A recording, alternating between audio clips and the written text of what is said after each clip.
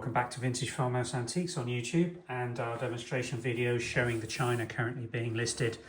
Indian tree, a very recognisable pattern, but not one of the common manufacturers. This John Maddock and Sons made these in the 1930s on these marks, and they are 9 3/4 inch diameter plain rim dinner plates. We've got a stack here, as you can see, with the gilt nicely retained around the rims. 1, 2, 3, 4, 5, 6, 7 available at the point of listing. We've selected these because they are in very fine condition, as you can see, for plates from the 1930s. Really good retention of the colour and pattern on the decorative plate surface. And these are unusual, not just having the border decoration, but this big central block that Maddock's put on these dinner plates. There is your period 1930s Maddock Lion and banner marks with England, dating these plates to the mid-1930s. They're all in really good condition. Just let me show you one that's not as a comparison.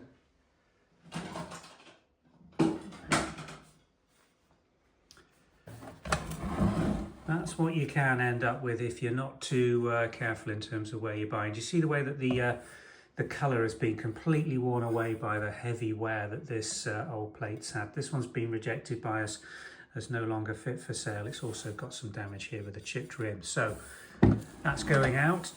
These are the quality that you can expect if you're buying these plates from us. Really bright colours, all of them. Perfect rims. Just a little bit of light surface wear from knife use, but by and large, you'll look at these and not consider that they had any quality issues on them at all. They're all really very nice and clean examples of china from this factory. And we've got 7 of them available at the point of listing.